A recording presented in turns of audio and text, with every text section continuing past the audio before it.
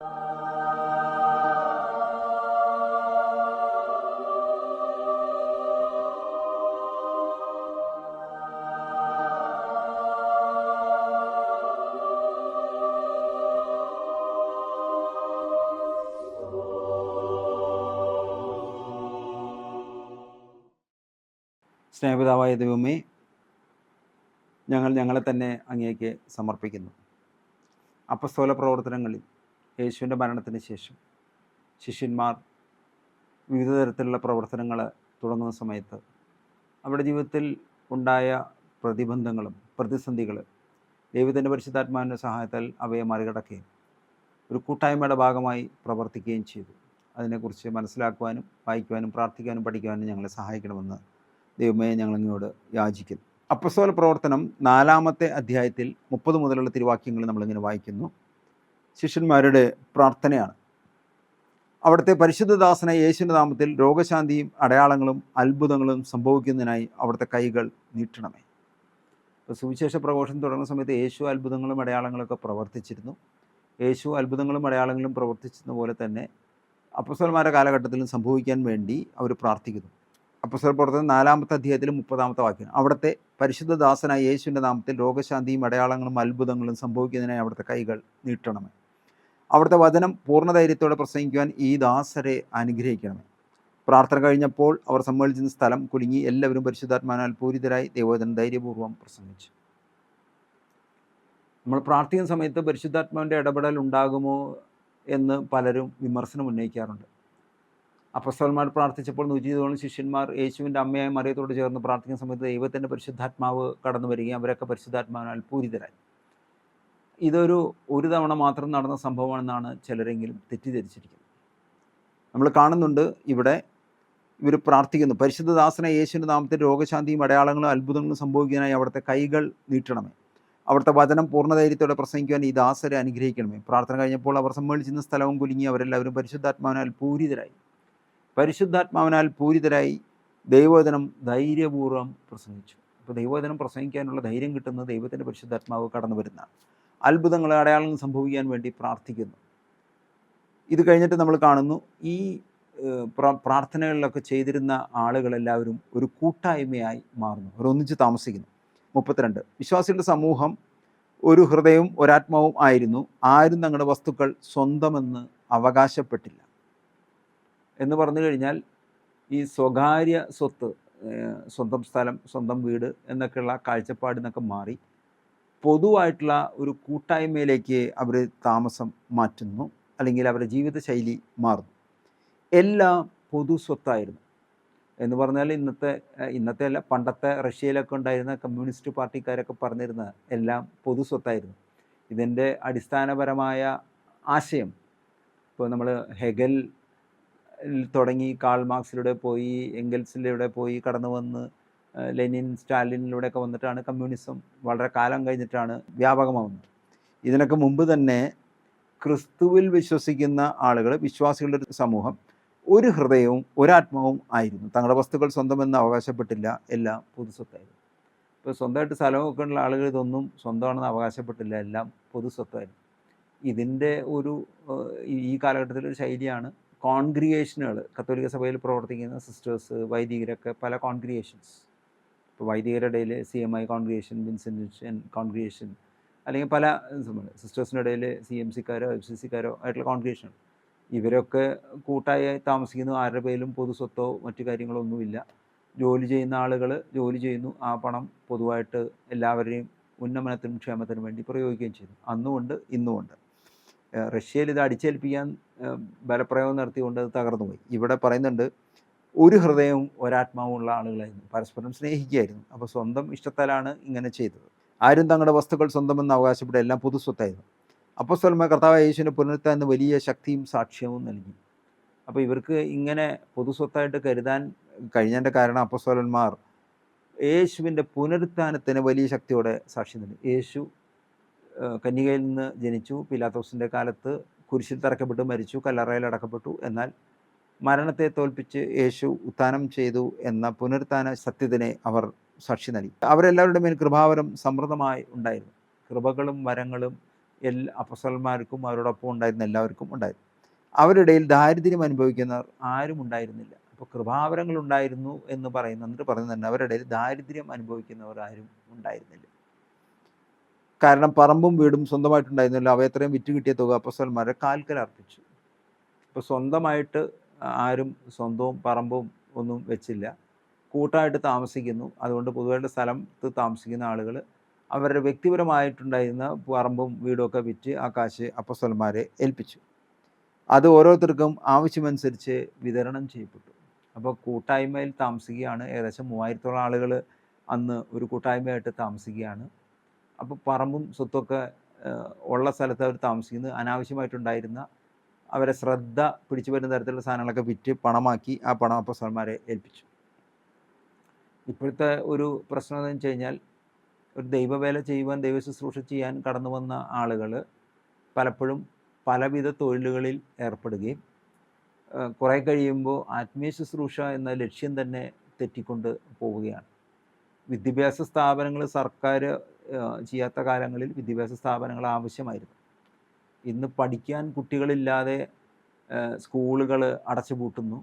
സാഹചര്യം വരുന്ന സമയത്ത് എന്തിനാണ് ക്രിസ്ത്യൻ മിഷണറിമാർ സ്കൂളുകൾ കൊണ്ടു നടക്കുന്നത്? ആവശ്യത്തിന് സ്കൂളുണ്ടെങ്കിൽ ആ മേഖലയിൽ നിന്ന് പിന്മാറി ഒന്നല്ലെങ്കിൽ ആഫ്രിക്ക പോലുള്ള മറ്റു രാജ്യങ്ങളിലേക്ക്, ഇവിടെ മിഷണറിമാരുടെ സേവനം ആവശ്യമില്ല എന്ന് ഇവിടുത്തെ ഭരണാധികാരികൾ പറയുന്ന സമയത്ത് താല്പര്യമുള്ള ആളുകളെങ്കിൽ, ഇപ്പോൾ ഒത്തിരി ആളുകൾ പോകുന്നുണ്ട് ആഫ്രിക്കയിലേക്കോ മറ്റ് ദരിദ്ര രാജ്യങ്ങളിലേക്കോ ഇവിടുത്തെ വസ്തുവകൾ വിറ്റ് ആ പണം കൈമാറാൻ സർക്കാരിൻ്റെ നിയമങ്ങൾ അനുവദിക്കുന്നുണ്ടെങ്കിൽ മറ്റു രാജ്യങ്ങളിലേക്ക് കടന്നു ചെന്ന് അവിടെ സുവിശേഷ വേല ആരംഭിക്കേണ്ട സമയം ഭാരതസഭയ്ക്ക് എത്തിയിരിക്കുന്നു എന്നാണ് എൻ്റെ വ്യക്തിപരമായിട്ടുള്ള വിശ്വാസം. അപ്പം അതുകൊണ്ട് അത് ഓരോരുത്തർക്കും ആവശ്യം വിതരണം ചെയ്യപ്പെട്ടു. ബർണബാസ് എന്ന അപരനാമത്താൽ അപ്പോസ്തലന്മാർ വിളിച്ചിരുന്നവനും ഈ വാക്കിൻ്റെ അർത്ഥം ആശ്വാസപുത്രൻ. ബർണബാസ് എന്ന വാക്കിൻ്റെ അർത്ഥം പറയുന്നത് ആശ്വാസപുത്രനാണ്. സൈപ്രസ് സ്വദേശിയും ലേവാനുമായ ജോസഫ് തൻ്റെ വയൽ വിറ്റ് കിട്ടിയ പണം അപ്പോസ്തലന്മാരുടെ കാൽക്കൽ അർപ്പിച്ചു. അപ്പോൾ ഒരു കമ്മ്യൂണിറ്റി ലിവിങ്ങിന് ചേരുകയാണ്. ആ ചേരുന്ന സമയത്ത് അവർ തൻ്റെ വയൽ വിറ്റ് കിട്ടിയ പണം അപ്പോസ്തലന്മാരുടെ കാൽക്കൽ അർപ്പിക്കുന്നു. കേരളത്തിലും ഒരു ആത്മീയ പ്രസ്ഥാനം ചില ആളുകൾ കൂടെ തുടങ്ങുകയുണ്ടായി. തൃശ്ശൂർ ജില്ലയിൽ തന്നെ ഒരു സ്ഥലത്താണ് തുടങ്ങിയത്. അവിടെ ആളുകളൊക്കെ പറഞ്ഞു നമുക്കൊരു ഈ സുവിശേഷത്തിൽ പറയുന്ന കമ്മ്യൂണിറ്റി ലിവിങ് തുടങ്ങാമെന്ന് പറഞ്ഞു. ആ കമ്മ്യൂണിറ്റി ലിവിങ് തുടങ്ങാമെന്ന് പറഞ്ഞ് കുറേ ആളുകൾ ആ കമ്മ്യൂണിറ്റിയിൽ ജോയിൻ ചെയ്തു. അവരുടെ സ്വത്തും ഒക്കെ വിറ്റ് അവർ വളരെ ആവേശത്തോടുകൂടി കൊടുത്തു. അപ്പോൾ അവിടെ ആദ്യം ഒരു വ്യക്തിയാണ് ഈ പ്രസ്ഥാനം കൊണ്ടു നടന്നിരുന്നത്. ഞാൻ മനസ്സിലാക്കിയത് പിന്നീട് ചില വ്യക്തികളുടെ ചാരിറ്റബിൾ ട്രസ്റ്റ് തുടങ്ങി. അതിൽ ആകെ കുറച്ച് അംഗങ്ങൾ മാത്രമായിട്ടുള്ള ട്രസ്റ്റ് തുടങ്ങി. അവർ വാങ്ങിക്കൂട്ടിയതും പണതുയർത്തുമായ സ്വത്ത് മുഴുവൻ ഈ നാട്ടുകാരുടെ നിന്ന് കിട്ടിയത് മുഴുവൻ അവരുടെ സ്വത്തായി മാറി. ഇപ്പോൾ അവർ പറയുന്നത് കേട്ടില്ലെങ്കിൽ ഭക്ഷണം പോലും കിട്ടാത്ത സാഹചര്യങ്ങളിലേക്ക് വന്നു. പലരും പതുക്കെ ഈ പ്രസ്ഥാനം വിട്ട് ഒന്നുമില്ലാതെ പുറത്തേക്ക് വരുന്ന സാഹചര്യം ഉണ്ടാകുന്നു. ചില ആളുകൾ ഇനി പുറത്തു വന്നാൽ എങ്ങനെ ജീവിക്കും, നാണക്കേട് മൂലം ഇനി ആളുകൾ അഭിമുഖീകരിക്കാൻ മടിയായതുകൊണ്ട് അവിടെ തന്നെ നിൽക്കുകയും ചെയ്യും. തൃശ്ശൂർ ജില്ലയിലുള്ള പ്രസ്ഥാനമാണ്. പേരെടുത്ത് പറഞ്ഞ് വിമർശിക്കുന്നില്ലെന്ന് മാത്രം. ആളുകൾക്ക് ഏതാണ് പ്രസ്ഥാനമെന്നും എവിടെയാണ് സ്ഥലമെന്ന് മനസ്സിലായി കാണുമെന്ന് ഞാൻ വിശ്വസിക്കുന്നു. അപ്പോൾ ഇവിടെ ഈ ആളുകളൊക്കെ കമ്മ്യൂണിറ്റി ലിവിങ്ങിൽ വരുന്നു. അവർ സ്വന്തമായിട്ടൊന്നും ഉണ്ടായിരുന്നില്ല, പണമൊക്കെ വിറ്റ് കൊടുക്കുന്നു. വയൽ വിറ്റ് കിട്ടിയ പണം അപ്പോസ്തലന്മാരുടെ കാൽക്കൽ അർപ്പിച്ചു. ഇതൊക്കെ കണ്ടു കഴിഞ്ഞപ്പോൾ ഒരു കുടുംബത്തിന് ഭയങ്കര എക്സൈറ്റ്മെൻറ്റ്. യഥാർത്ഥ വിശ്വാസത്തിൽ വരാതെ ഉണ്ടാകുന്ന ആളുകൾക്ക് പറ്റുന്ന സംഭവമാണ്. അനന്യാസ് എന്നൊരാൾ അവൻ്റെ ഭാര്യ സഫീറയും കൂടെ തങ്ങളുടെ പറമ്പ് വിറ്റു. ഈ ജോസഫ് സ്ഥലം വിറ്റ് ഈ പണമൊക്കെ അപ്പോസ്തലന്മാരുടെ കാൽക്കൽ വെച്ചെന്ന് പറഞ്ഞപ്പോൾ അനന്യാസും സഫീറ എന്ന ദമ്പതികൾ അവരുടെ വസ്തു വിറ്റു. വിലയുടെ ഒരു ഭാഗം അവൻ ഭാര്യയുടെ അറിവോടെ മാറ്റിവെച്ചു. ബുദ്ധിയുള്ള ആളുകളായിരുന്നു, ഭക്തിയുള്ള ആളുകളല്ലായിരുന്നു, അല്ലെങ്കിൽ വിശ്വാസമുള്ള ആളുകളല്ലായിരുന്നു, ശരിയായ വിശ്വാസത്തിലേക്ക് വരാത്ത ആളുകളായിരുന്നു. കമ്മ്യൂണിറ്റി ലിവിങ്ങിനൊക്കെ പോകുന്നുണ്ട്. ആ കമ്മ്യൂണിറ്റി ലിവിങ്ങിന് പോകുന്ന സമയത്ത് വസ്തു വിറ്റു. അതിൻ്റെ വിലയുടെ ഒരു ഭാഗം ഭാര്യയും ഭർത്താവും കൂടെ പ്ലാൻ ചെയ്ത് ഭാര്യയുടെ അറിവോടെ മാറ്റിവെച്ചു. എന്ന് പറഞ്ഞു കഴിഞ്ഞാൽ ഈ ദശാംശം കൊടുക്കുന്നു, ദാനധർമ്മം ചെയ്യുന്നതിന് പോലും അതിനകത്തൊരു സത്യസന്ധത ഉണ്ടാവണം. കമ്മ്യൂണിറ്റി ലിവിങ്ങിന് പോകണു, എല്ലാവരും എല്ലാം വിറ്റ് ഏൽപ്പിക്കുന്നു എന്ന് പറയുന്ന സമയത്ത് ഇവർ ഒരു ഭാഗം മാറ്റിവെച്ചു. ആ ഒരു ഭാഗം മാറ്റിവെച്ചു എന്ന് പറഞ്ഞാൽ പല ചിന്തയാവാം. ഇതെങ്ങാനും ഈ പ്രസ്ഥാനം പൊട്ടിപ്പോവുകയാണെങ്കിൽ ഇനി വീണ്ടും ഒരു ജീവിതം തുടങ്ങണമെങ്കിൽ, അല്ലെ സർക്കാരിൻ്റെ നിയന്ത്രണം വരെ ഒരു കമ്മ്യൂണിറ്റി ലിവിങ് അനുവദിക്കാത്തൊരു അവസ്ഥ വരികയാണെങ്കിൽ പ്രശ്നമായാലോ എന്ന് വെച്ചിട്ടൊക്കെ ആയിരിക്കാം. വിലയുടെ ഒരു ഭാഗം ഭാര്യയുടെ അറിവോടെ മാറ്റിവെച്ചു. ബാക്കി അപ്പോസ്തലന്മാരുടെ കാൽക്കൽ സമർപ്പിച്ചു. പത്രോസ് ചോദിച്ചു, അനന്യാസെ പരിശുദ്ധാത്മാവിനെ വഞ്ചിക്കാനും ഈ സമർപ്പണ സമയത്ത് തന്നെ ചോദിക്കുകയാണ്, അനന്യാസെ പരിശുദ്ധാത്മാവിനെ വഞ്ചിക്കുവാനും പറമ്പിൻ്റെ വിലയുടെ ഒരു അംശം മാറ്റിവെക്കാനും സാത്താൻ നിൻ്റെ ഹൃദയത്തെ പ്രേരിപ്പിച്ചത് എന്ത്? കാരണം ഇത് നമ്മൾ ശ്രദ്ധിക്കേണ്ട കാര്യം, പലപ്പോഴും എൻ്റെ ഒരു സ്നേഹിതൻ എന്നോട് പറയാറുണ്ട്, അനന്യ സഫീറ ദമ്പതികളുടെ വായിക്കുമ്പോൾ പേടിയാവണമെന്ന് പറഞ്ഞു. അപ്പം ഞാൻ ചോദിച്ചാൽ എന്താ പേടിയാവണമെന്ന് വെച്ചാൽ, ദശാംശം കൊടുത്തു, ആ ദശാംശം കൊടുത്തതിൽ അല്ലെങ്കിൽ ഒരു സ്വാഭീഷ്ട കാഴ്ച നടത്തിയതിൽ ഒരു ചെറിയ അഡ്ജസ്റ്റ്മെൻറ്റ് നടത്തിയാലാണ് ഇവരുടെ ജീവിതം തന്നെ പോയത്. അപ്പോൾ കൊടുത്താലും ദുരന്തം ഉണ്ടാവുമല്ലോ എന്ന് പേടിച്ചിട്ടാണ്. എന്ന് പറഞ്ഞു കഴിഞ്ഞാൽ ദശാംശം കൊടുക്കാൻ അദ്ദേഹം ഒരു കമ്മിറ്റ്മെൻ്റ് എടുത്തു, കൃത്യമായിട്ട് ദശാംശം കൊടുക്കുന്നില്ല. ഈ സംഭവം വായിക്കുന്ന സമയത്ത് തന്നെ ബൈബിളിൽ പേജ് മറക്കും അനന്യ സഫീറ എന്ന് കേട്ട് കഴിഞ്ഞപ്പോൾ ആൾക്ക് ഞെട്ടലാണ്. എന്തായാലും അദ്ദേഹത്തിന് അത് തിരുത്താൻ ദൈവം അവസരം കൊടുത്തു എന്ന് വിശ്വസിക്കാം. അനന്യാസെ പരിശുദ്ധാത്മാവിനെ വഞ്ചിക്കാനും പറമ്പിൻ്റെ വിലയുടെ ഒരു അംശം മാറ്റിവെക്കാനും സാത്താൻ നിൻ്റെ ഹൃദയത്തെ പ്രേരിപ്പിച്ചത് എന്ത്? അപ്പം നിനക്ക് അങ്ങനെ ഒരു വഞ്ചന നടത്താനുള്ള പ്രേരണ തന്നത് സാത്താനാണ്. പറമ്പ് നിൻ്റെ സ്വന്തമായിരുന്നില്ല, വിറ്റ് കിട്ടിയത് നിൻ്റെ അധീനതയിലായിരുന്നില്ലേ? ഈ പ്രവൃത്തി ചെയ്യാൻ നിന്നെ പ്രേരിപ്പിച്ചതെന്താണ്? ഇപ്പോൾ പറമ്പ് നിൻ്റെയാണ്, വിറ്റ് കിട്ടിയ കാശ് മുഴുവൻ നിൻ്റെ ആണ്. ഇപ്പോൾ തന്നില്ലെങ്കിലും കുഴപ്പമില്ല, പക്ഷേ മുഴുവൻ തരുന്നു എന്ന തരത്തിൽ ഒരു വ്യാജ പ്രവൃത്തി ചെയ്യുവാൻ നിന്നെ സാത്താൻ എന്തുകൊണ്ടാണ് പ്രേരിപ്പിച്ചത് എന്ന് പറഞ്ഞാൽ, ആത്മീയതയിൽ ആഴപ്പെടാത്ത ആളുകളെ ഒരു സമൂഹ ജീവിതത്തിലേക്ക് വന്നാലുണ്ടാകുന്ന കുഴപ്പം ഇതാണ്. ഈ പ്രവൃത്തി ചെയ്യാൻ നിന്നെ പ്രേരിപ്പിച്ചെന്താണ്? നീ വ്യാജം പറഞ്ഞത് മനുഷ്യനോടല്ല ദൈവത്തോടാണ്. എന്നിട്ട് പത്രോസ് അവനെ ഒന്ന് തിരുത്തുകയാണ്. എന്താണ്? നിൻ്റെ വസ്തു നിൻ്റെയാണ്, നീ വിറ്റു, മുഴുവൻ എടുത്താലും കുഴപ്പമില്ല, മുഴുവൻ ഇവിടെ തരുന്നു പറഞ്ഞിട്ട് കുറച്ച് മാറ്റി വയ്ക്കുന്നതാണെങ്കിൽ നീ വ്യാജം ചെയ്തു, നീ വ്യാജം ചെയ്തത് ദൈവത്തോടാണ്. ഈ വാക്ക് കേട്ട ഉടനെ അനന്യാസ് നിലത്ത് വീണ് മരിച്ചു. ദൈവത്തോട് വ്യാജം ചെയ്തു എന്ന് പറഞ്ഞ് പത്രോസ് പറഞ്ഞ വഴിക്ക് അനന്യാസ് നിലത്ത് വീഴുന്നു, മരിക്കുന്നു. ഇത് കേട്ടവരെല്ലാം ഭയവിഹ്വലരായി ചെറുപ്പക്കാരൻ വസ്ത്രത്തിൽ പൊതിഞ്ഞ് പുറത്തു കൊണ്ടുപോയി സംസ്കരിച്ചു. ആൾ മരിച്ചതുകൊണ്ട് പിന്നെ ഇന്നത്തെ കാലത്ത് പോലെ എന്താണ് ഫ്രീസർ മോർച്ചറി അല്ലെങ്കിൽ ആശുപത്രി മോർച്ചറി കൊണ്ടുവയ്ക്കുക, അതിന് അങ്ങനെ സമയമൊന്നും ചുറ്റിച്ചില്ല. ആൾ മരിച്ചു, കൊണ്ട് ചൂടാറുന്നതിന് മുമ്പ് കുഴിച്ചിടുക എന്ന് പറയുന്ന ആദ്യം മരിച്ച വഴിക്ക് കൊണ്ട് കുഴിച്ചിട്ടു. ഏകദേശം 3 മണിക്കൂർ കഴിഞ്ഞ് എൻ്റെ ഭാര്യയും വന്നു. അപ്പോൾ ഭർത്താവ് വസ്തു വിറ്റു, കാശൊക്കെ കിട്ടിയപ്പോൾ അവിടെ കൊണ്ട് കൊടുത്തു. ഭാര്യയും ഭർത്താവ് ഒന്നിച്ചല്ല വരുന്നത്, ചില ക്രമീകരണങ്ങളൊക്കെ ചെയ്തതിന് ശേഷമാണ് ഭാര്യ വരുന്നത്. 3 മണിക്കൂർ കഴിഞ്ഞ് അവൻ്റെ ഭാര്യയും വന്നു. നടന്നൊന്നും അവൾ അറിഞ്ഞില്ല. അപ്പോൾ ആൾ മരിച്ചതും കുഴിച്ചിട്ടൊന്നും ഭർത്താവ് മരിച്ചതുപോലും ഭാര്യയെ അറിയിച്ചിട്ടില്ല. പത്രോസ് അവളോട് ചോദിച്ചു, ഈ തുകയ്ക്ക് തന്നെയാണോ നിങ്ങൾ പറമ്പ് വിറ്റത് എന്ന് എന്നോട് പറയുക. അവൾ പറഞ്ഞു, അതെ, ഈ തുകയ്ക്ക് തന്നെ.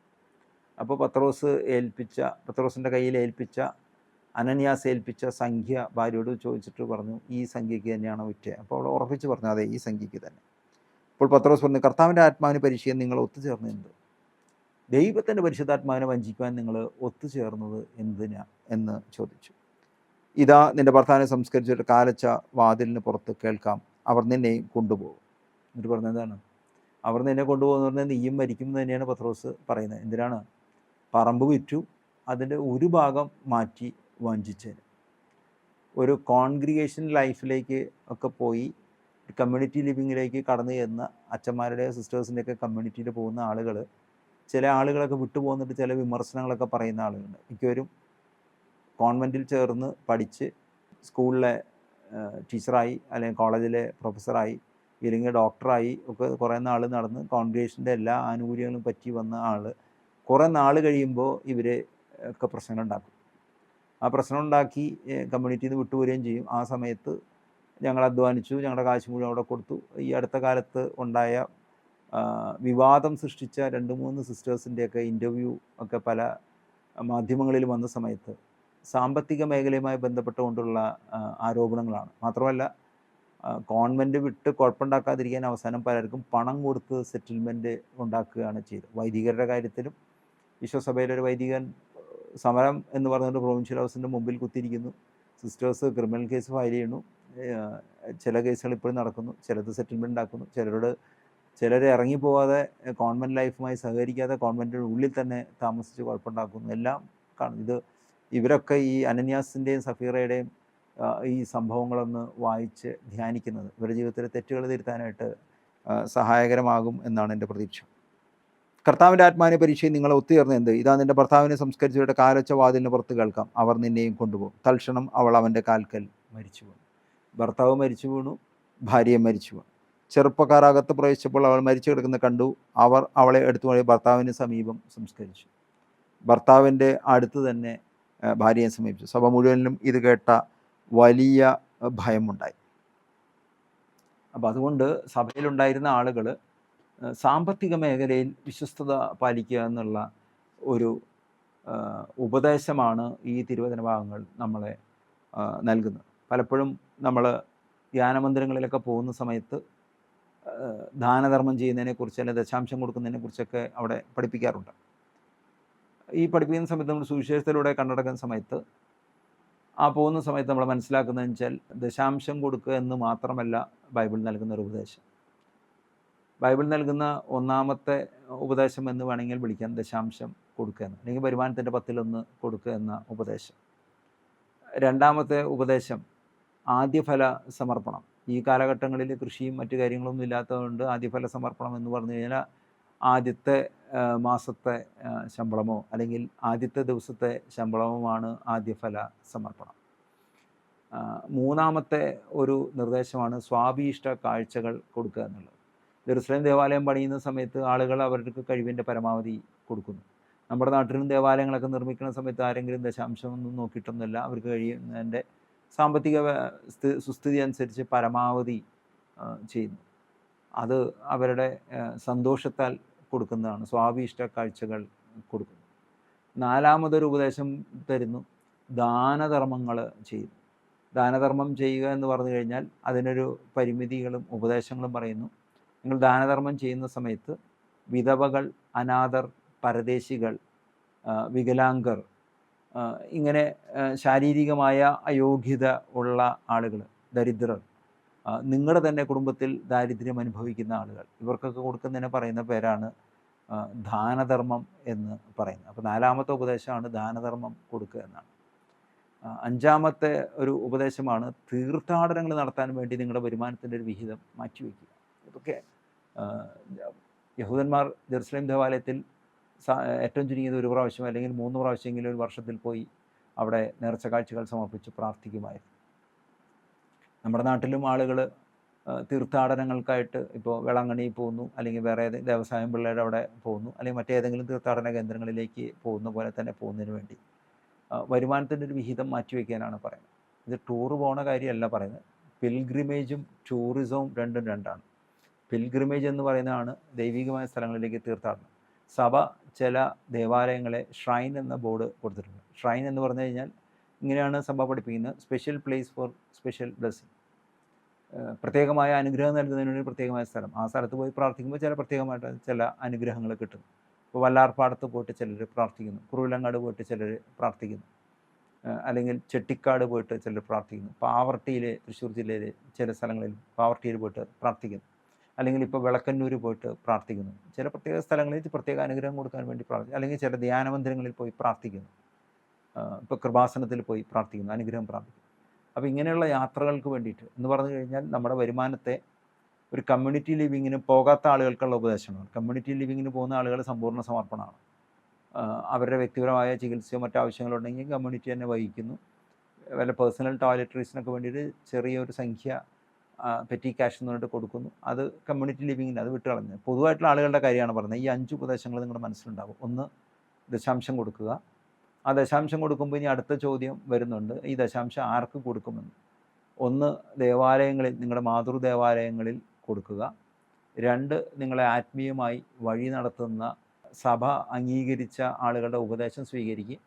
അങ്ങനെയുള്ള ആത്മീയ പ്രസ്ഥാനങ്ങൾക്ക്, സഭയുടെ അംഗീകാരമുള്ള ആത്മീയ പ്രസ്ഥാനങ്ങൾക്ക് കൊടുക്കുക എന്ന് പറഞ്ഞു കഴിഞ്ഞാൽ ഏറ്റവും ലളിതമായിട്ട് പറഞ്ഞാൽ ധ്യാനമന്ദിരങ്ങളോ പ്രാർത്ഥനാ കേന്ദ്രങ്ങളോ അത് സഭയുടെ അംഗീകാരമുള്ള ആളുകൾ നടത്തുന്നു. പലമാരും നടത്തുന്ന പ്രസ്ഥാനങ്ങൾക്കും സഭയുടെ അംഗീകാരമുള്ള പ്രസ്ഥാനങ്ങളുണ്ട്. ഇപ്പോൾ കോട്ടയത്തെ ക്രിസ്റ്റീൻ, അല്ലെങ്കിൽ പുത്തമ്പേലിക്കര CC, വേറെയും കാണുമായിരിക്കും എൻ്റെ അറിവിലുള്ള, ഇങ്ങനെ അൽമായർ നടത്തുന്ന ആത്മീയ കേന്ദ്രങ്ങളുണ്ട്. അതോടൊപ്പം തന്നെ വിവിധ കോൺഗ്രിഗേഷനിൽപ്പെട്ട ആളുകൾ നടത്തുന്ന ധ്യാന കേന്ദ്രങ്ങളും ഒക്കെ ഉണ്ട്. അപ്പോൾ വരുമാനത്തിൻ്റെ 10-1 മാതൃദേവാലയത്തിലോ നിങ്ങളെ ആത്മീയമായി വഴി നടത്തുന്ന ആത്മീയ പ്രസ്ഥാനങ്ങളിലേക്കോ പ്രാർത്ഥനാ പ്രസ്ഥാനങ്ങളിലേക്കോ സഭയുടെ അംഗീകാരമുള്ള പ്രസ്ഥാനങ്ങൾക്ക് ദശാംശം നിങ്ങളുടെ ഹിതമനുസരിച്ച് കൊടുക്കുക. ചില ആളുകളൊക്കെ ചില ധ്യാനമന്ദിരങ്ങളിൽ പോലും ഒരാൾ ധ്യാനം കൂടിക്കഴിഞ്ഞാൽ ദശാംശം ആ ധ്യാനകേന്ദ്രത്തിൽ തന്നെ തരണം എന്നൊക്കെ പറഞ്ഞിട്ട് കമ്മിറ്റ്മെൻ്റ് ഒക്കെ എഴുതി മേടിക്കുക. ആപ്ലിക്കേഷൻ ഫോം എഴുതി കൊടുക്കുക. ഒരു ധ്യാന മന്ദിരത്തിൽ ധ്യാനം കഴിഞ്ഞ ഒരാൾ ദശാംശം കൊടുക്കാമെന്ന് പറഞ്ഞ വഴിക്ക് തന്നെ പറഞ്ഞു, ബാങ്കിൽ നിന്ന് എല്ലാ മാസവും ഓട്ടോമാറ്റിക് ട്രാൻസ്ഫർ ചെയ്യാനുള്ള ഫണ്ട് ട്രാൻസ്ഫർ ഫോം സൈൻ ചെയ്ത് മേടിച്ചു. അത് ധ്യാന മന്ദിരത്തിൻ്റെ ഭാഗത്തുള്ള കച്ചവടമായിട്ട് എനിക്ക് തോന്നുന്നു. അത്തരം ട്രാപ്പുകളിലൊന്നും പെടാതിരിക്കാൻ വിവേകം ഉപയോഗിക്കുക. അപ്പോൾ നിങ്ങളുടെ ദശാംശം 10 കൊടുക്കുക. 2 ആദ്യ ഫലം സമർപ്പിക്കുക. നിങ്ങളുടെ ജോലിയിൽ നിന്നോ ബിസിനസ് നടത്തുന്ന ഒരാളാണ്, ആദ്യത്തെ ദിവസത്തെ ലാഭം ദാനധർമ്മത്തിന് വേണ്ടി കൊടുക്കുക. ജോലി ചെയ്യുന്ന ആളുകളാണെങ്കിൽ ആദ്യ ദിവസത്തെ ശമ്പളമോ ആദ്യത്തെ മാസത്തെ ശമ്പളമോ നിങ്ങളുടെ സാമ്പത്തിക സുസ്ഥിതി അനുസരിച്ച് കൊടുക്കുക.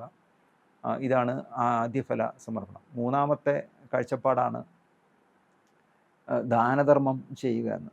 വിധവകൾ, അനാഥർ, പരദേശികൾ, രോഗികൾ, നിങ്ങളുടെ കുടുംബത്തിൽ തന്നെ ദാരിദ്ര്യം അനുഭവിക്കുന്ന ആളുകളെ സഹായിക്കാൻ വേണ്ടി ദാനധർമ്മം ചെയ്യുക. 4ാമത്തെയാണ് സ്വാഭീഷ്ട കാഴ്ചകൾ കൊടുക്കുക. ദേവാലയ നിർമ്മാണം അല്ലെങ്കിൽ ദേവാലയവുമായി ബന്ധപ്പെട്ട് മറ്റേതെങ്കിലും പ്രവർത്തികൾ, ഇല്ലെങ്കിൽ വേറെ ഏതെങ്കിലും ആത്മീയ ശുശ്രൂഷയുമായി ബന്ധപ്പെട്ടുകൊണ്ടുള്ള പ്രവർത്തികൾ. നിങ്ങളുടെ മാതൃദേവാലയമായിരിക്കണം എന്നില്ല. മിഷനറി ഹോമുകളോ മിഷൻ സ്റ്റേഷനിലൊക്കെ പള്ളി പണിയുന്നതിനൊപ്പം. ഞാൻ തൃശ്ശൂർ ജില്ലയിലെ നെല്ലങ്കര എന്ന് പറഞ്ഞ ഇടവകയിലെ അംഗമാണ്. ആന്ധ്രാപ്രദേശിലെ ആദിലാബാദ് രൂപതയിലെ ഒരു പള്ളി പണിയേണ്ട ആവശ്യം വന്ന സമയത്ത് ഞങ്ങളുടെ ഇടവകയിലെ വൈദികർ അത് പൊതുവായൊരു ആവശ്യം ഉന്നയിക്കുകയും ആ ദേവാലയം നിർമ്മിക്കുന്നതിന് ആവശ്യമായിട്ടുള്ള മുഴുവൻ പണവും ഞങ്ങളുടെ ഇടവകയിലെ ആളുകൾ ചേർന്ന് കൊടുത്തു. മാത്രമല്ല, അവിടുത്തെ ദേവാലയത്തിലെ പെരുന്നാളുകൾക്ക് ആദ്യത്തെ വർഷം ദേവാലയം സ്ഥാപിച്ചിട്ട് ആദ്യത്തെ തിരുനാൾ ആഘോഷിക്കുന്ന സമയത്ത് ആ ദേവാലയം അവിടെയുള്ള ആളുകളെ പരിചയപ്പെടാൻ വേണ്ടി, ആകെ 20 കുടുംബാണ്ടേ ഉള്ളൂ, പക്ഷേ ഇവിടുന്ന് കുറച്ച് ആളുകൾ അവിടെ പോവുകയും അവരെ പരിചയപ്പെടുകയൊക്കെ ചെയ്തു. അപ്പോൾ ഇത് സ്വാഭീഷ്ട കാഴ്ചകളാണ് ഇതിനകത്ത് വരുന്നത്. പിന്നെ അവസാനമായിട്ട് തീർത്ഥാടനങ്ങൾക്ക് വേണ്ടിയിട്ട് കുറച്ച് പൈസ മാറ്റിവെക്കുക. ഇതിന് പ്രത്യേകിച്ച് കണക്കൊന്നുമില്ല, എല്ലാം മാറ്റിവെക്കുക എന്നുള്ളതാണ്. സ്വാഭീഷ്ട കാഴ്ചകളിൽ കൊടുക്കുന്ന പോലെ തന്നെ തീർത്ഥാടനങ്ങൾക്ക് വേണ്ടി കുറച്ച് വരുമാനത്തിന് ഒരു വിഹിതം മാറ്റിവെക്കുക. അതങ്ങനെ മാറ്റിവെക്കുകയാണെങ്കിൽ പിന്നീട് ആ പോകുന്ന സമയത്ത് സാമ്പത്തിക ബുദ്ധിമുട്ട് ഇല്ലാതെ കാര്യങ്ങൾ മുന്നോട്ട് പോകാൻ. ചില ആളുകളുടെ അടുത്ത് ഇത് പറയുന്ന സമയത്ത് ചോദിക്കും, ഇത്രയധികം കൊടുത്തതിന് പിന്നെ എന്തെങ്കിലും ബാക്കിയുണ്ടോ എന്നാണ്. തീർച്ചയായിട്ടും ബാക്കിയുണ്ടാവും. കാരണം ആധുനിക സാമ്പത്തിക വിദഗ്ധർ നൽകുന്ന ചില ഉപദേശങ്ങളുണ്ട്. അതിലൊന്ന് 50-30-20 റേഷ്യോ എന്നൊക്കെ പറഞ്ഞിട്ട് ചില ആളുകളൊക്കെ പഠിപ്പിക്കുന്നത് കേട്ടിട്ടുണ്ട്. ഈ മോട്ടിവേഷൻ കോച്ച്, സക്സസ് കോച്ച് എന്നൊക്കെ പറയുന്ന ആളുകൾ നിങ്ങൾക്ക് ശമ്പളം കിട്ടിക്കഴിഞ്ഞാൽ എന്ത് ചെയ്യുന്നുണ്ട്. അപ്പോൾ അവരും പറയുന്ന കാര്യം എന്താണ്, നിങ്ങളുടെ വരുമാനത്തിൻ്റെ 50% നിങ്ങളുടെ ചിലവുകൾക്ക് വേണ്ടി വിനിയോഗിക്കുക. വ്യക്തിപരമായ ഭക്ഷണം, വസ്ത്രം, താമസം. ഒരിക്കലും നിങ്ങളുടെ ചിലവുകൾക്ക് വേണ്ടി നിങ്ങളുടെ ശമ്പളത്തിൻ്റെ 50% കൂടുതൽ ചിലവഴിക്കരുത്. ഇപ്പോൾ ഉയർന്ന ശമ്പളമുള്ള ആളുകളാണെങ്കിൽ അത്ര ആവശ്യം വരില്ല എന്ന്.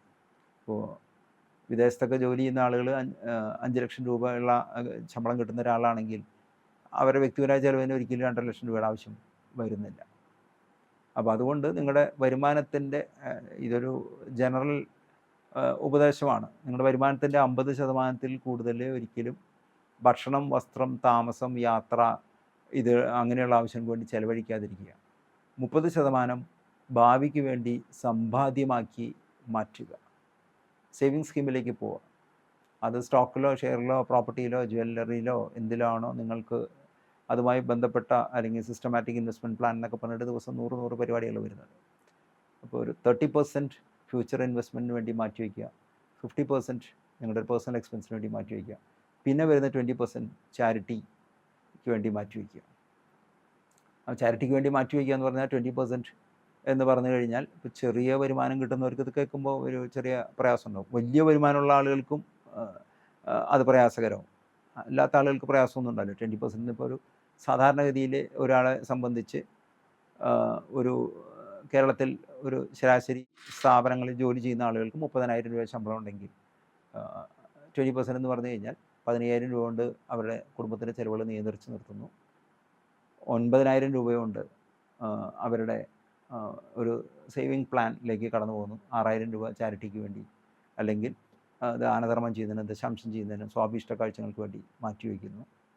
ആ മാറ്റിവെക്കുന്നത് ഉടനെ തീർക്കണമെന്നൊന്നുമില്ല, നിങ്ങളുടെ സൗകര്യം അനുസരിച്ച് അത് നിലനിർത്തുന്നു. അത് പിന്നീട് നിങ്ങളുടെ യുക്തി അനുസരിച്ച്. അപ്പോൾ ഈ 20% എന്ന് പറയുന്ന സമയത്ത് 10% ദശാംശത്തിന് വേണ്ടിയിട്ടും ബാക്കി വരുന്ന 10% മറ്റാവശ്യങ്ങൾക്ക് വേണ്ടി മാറ്റിവെക്കും. ഈ ആദ്യഫല സമർപ്പണം ഒരിക്കൽ മാത്രമായതുകൊണ്ട് സാധാരണ പിന്നെ 10% എന്നുള്ളത്, പിന്നെ വരുന്ന 10% നിങ്ങൾക്ക് ദാനധർമ്മം ചെയ്യുന്നതിനും അതുപോലെ തന്നെ തീർത്ഥാടനങ്ങൾക്ക് പോകുന്നതിനും ഒക്കെ അത് പണം ഉപയോഗിക്കാനായിട്ട് പറ്റും. അപ്പോൾ അത് നിങ്ങളുടെ ഒരു വ്യക്തിപരമായ ഇൻട്രസ്റ്റ് അനുസരിച്ച് കൊണ്ട് അതിനെ വിഭജിച്ച് സാമ്പത്തിക മേഖലയിൽ ഒരു ക്രമം ഉണ്ടാക്കുകയും അനന്യ സഫീറ ദമ്പതികളുടെ പോലെ കുഴപ്പത്തിൽ ചെന്ന് പെടാതിരിക്കുകയും ചെയ്യും. നമുക്ക് കണ്ണുകളടയ്ക്കാം, പ്രാർത്ഥിക്കാം. സ്നേഹിതാവായ ദൈവമേ, കർത്താവേ, ഈ പ്രോഗ്രാം കാണുകയും കേൾക്കുകയും ചെയ്യുന്ന എല്ലാവരുടെ മേൽ കരുണയായിരിക്കണമെന്ന് പ്രാർത്ഥിക്കുന്നു. അനന്യ സഫീറ ദമ്പതികൾ ദാനധർമ്മത്തിൻ്റെ പേരിൽ വഞ്ചന നടത്തുകയും അതവരുടെ മരണത്തിലേക്ക്, ശാരീരിക മരണത്തിലേക്ക് തന്നെ നടന്നു കയറിയതുപോലെയുള്ളൊരു ദുരനുഭവം കർത്താവെ ഇത് കാണുകയും കേൾക്കുകയും ചെയ്യുന്ന ആർക്കും ഉണ്ടാകാതിരിക്കട്ടെ എന്ന് പ്രാർത്ഥിക്കുന്നു. കർത്താവ് വരുമാനം അനുസരിച്ച് ചെലവഴിക്കുന്നതിനും വരുമാനത്തിന് കൃത്യമായ തോത് വയ്ക്കുന്നതിനും കർത്താവെ ദശാംശത്തിൻ്റെ പേരിൽ ദൈവജനം വഞ്ചിക്കപ്പെടാതിരിക്കുന്നതിനും ഇടയാകട്ടെ എന്ന് പ്രാർത്ഥിക്കുന്നു. കർത്താവെ ദാനധർമ്മം ചെയ്യുക, ആദ്യഫല സമർപ്പണം നടത്തുക, തീർത്ഥാടനങ്ങൾക്ക് വേണ്ടി പോവുക, ദശാംശം കൊടുക്കുക മുതലായവ ബൈബിളിലെ ഉപദേശങ്ങൾ യഥാർത്ഥത്തിൽ ശരിയാർത്ഥത്തിൽ മനസ്സിലാക്കുന്നതിനും അതിനനുസരിച്ച് പ്രവർത്തിക്കാനും അതുവഴി ആത്മീയമായും ഭൗതികമായും നന്മകൾ നേടുന്നതിനുള്ള കൃപ നൽകണമെന്ന് പ്രാർത്ഥിക്കുന്നു. കർത്താവെ, പ്രോഗ്രാം കാണുന്ന ആരെങ്കിലും സാമ്പത്തികമായ കടബാധ്യതയിൽപ്പെട്ടിട്ട് പ്രയാസം അനുഭവപ്പെടുന്നുണ്ട്, കർത്താവെ അവരെ അതിൽ നിന്ന് വിമോചിപ്പിക്കുന്നതിനുള്ള കൃപ അനുഗ്രഹം അവർക്ക് നൽകണമെന്ന് പ്രാർത്ഥിക്കുന്നു.